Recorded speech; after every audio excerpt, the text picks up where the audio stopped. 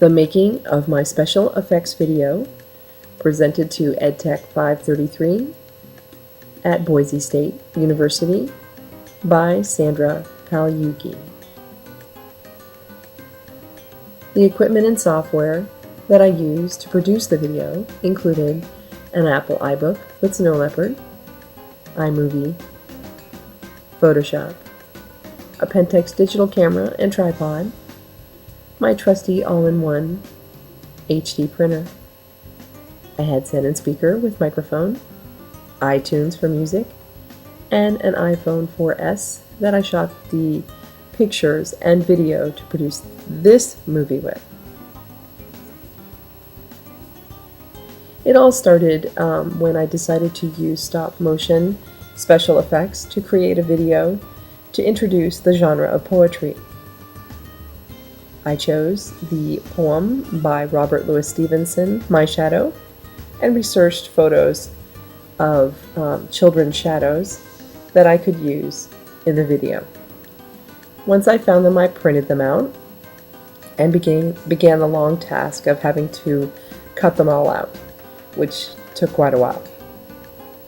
Then I set up my digital camera with tripod in an area that would be consistent with light that I could shoot all the way through. So I began shooting the shadow children, if you will, one at a time to create the effect that they were bouncing in and out or dancing around in my video. The tripod was amazing at keeping the photos consistent and allowing me to have that big screen to view so that I could see where they were, see that my mark had not moved, view the pictures that I had just taken, so that way the sequence stayed the same.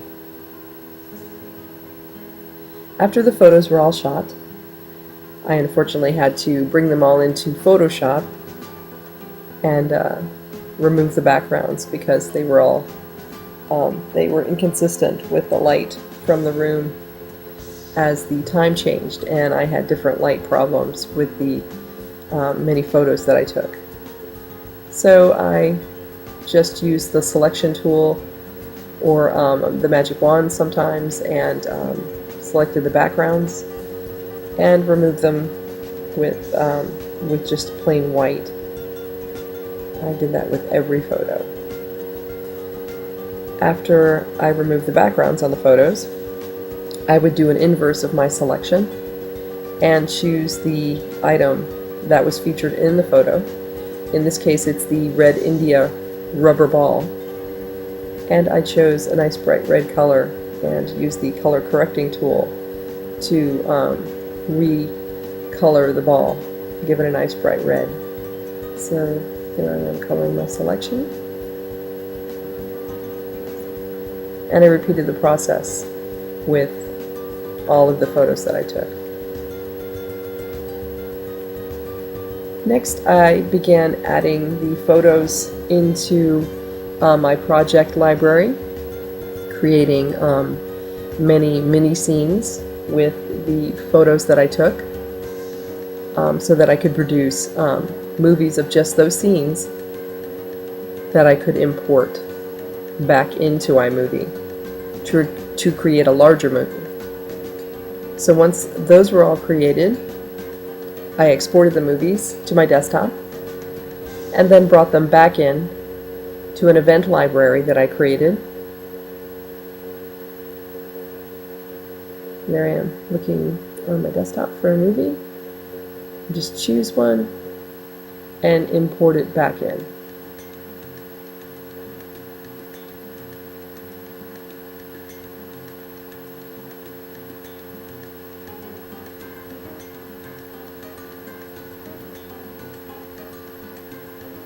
This enables me, once they were all imported, to have a palette to choose from so that I could put the movies in order one at a time how I wanted them and create special effects on those videos.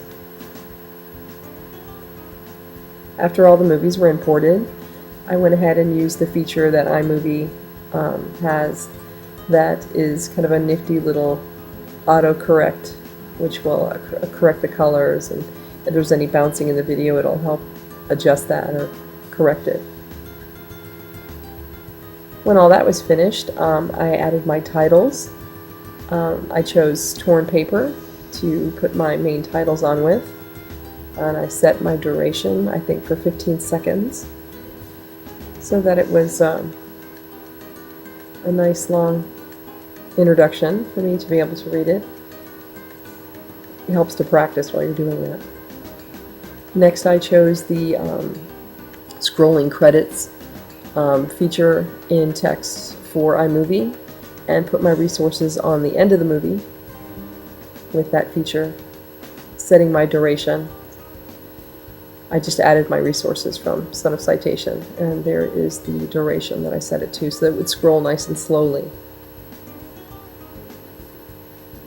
The final thing that I had to do to finish my video was to add sound. So I added some music from iTunes, a nice quiet flute solo from Vivaldi's Four Seasons, and then I created a voiceover track where I read the poem out loud in my microphone, and that track went over the top of the music. And you'll see there that I have the two soundtracks. And that was it.